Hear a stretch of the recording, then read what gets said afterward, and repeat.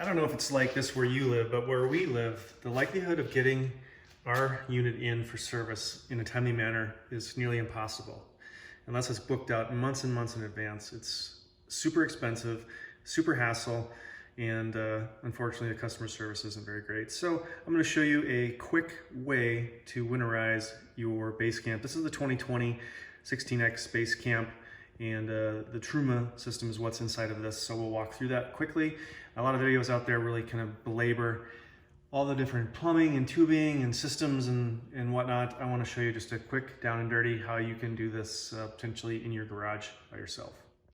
So these are in the open position. These are the low points, and I already drained the water heater, but just getting the last little bit to drip out here, and then we'll get these closed up. You can leave these open maybe the day before. It's important to have the unit level, which we are, to get the water out. Obviously you don't want it to tip forward this way and sit in the tank all winter.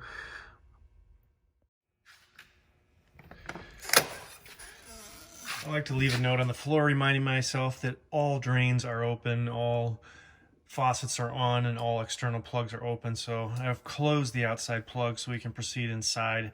I don't want to create a huge mess in my garage or at the driveway with the antifreeze. Obviously we've got pets and cats and dogs and all sorts of things running around, and that stuff is toxic. This little latch is an annoyance factor of about a 9 because it just falls on your head consistently. So just something to prop it open there. And I want to show you on the back side of the Truma there. There is the valve. You don't want antifreeze inside the Truma, so just go ahead and rotate this so it's shut off there. You can see it's now taking the water heater out of the loop. And then the other thing you want to do is open this mixing valve. This keeps the hot and cold water from mixing together, but for the purposes of winterizing, we're going to want to open this up. You can see it's now in the open position, allowing that antifreeze to flow completely throughout all the piping and plumbing where we want it to go. This is the super simple kit that I put together for taking the antifreeze out of the jugs and flushing it into the water line. So this is just a male-female adapter, 1/2 inch there. It's going to fit inside this flexible hose, and we'll use that. You can buy these kits online. They're not terribly expensive, but to go get this from our local RV store would take me a couple hours just from the distance that is from my house and the difficulty it is with getting anybody there to help you. In an effort to try to idiot-proof this for myself, I keep this in a completely different cabinet in the garage. This is the Winterize. This is what I use on the outside of our Basecamp to clean the aluminum skin. So obviously it's the same color as antifreeze for the most part, and definitely don't want this stuff in the water lines. Here we are. This is the brand that I use, and I got 2 gallons of this, and it mixes with fresh water, so pretty easy to use, and we'll get these filled up and get started here in a minute. All right, just to point out a few things. That little yellow valve down there, that is what drains out the water from the Truma water heater. So it's open in position now. I'm going to go ahead and close that up. So to my surprise, this 2020 Basecamp already has a built-in antifreeze connector right here. So this is just a clear tube, and I'm going to be sticking this into the antifreeze bucket. So save myself a step. Normally one would disconnect this from the water pump and apply the hose winterizing kit system here carefully and use that to suck antifreeze through the pump and the water line system. So we're just going to go ahead and use this guy here, save myself a little bit of a step, but anyways, good information to know nonetheless. As I dropped a screw, I found this handy tag buried underneath the bottom of the Truma, so it actually goes with this device here. But nonetheless, let's move on. So I'm going to use a little bucket for the shower head.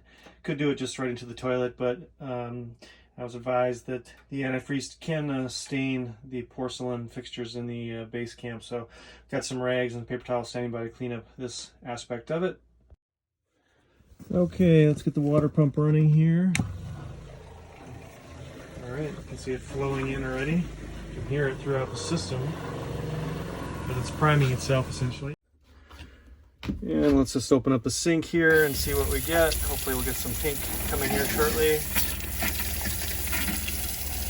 Got about a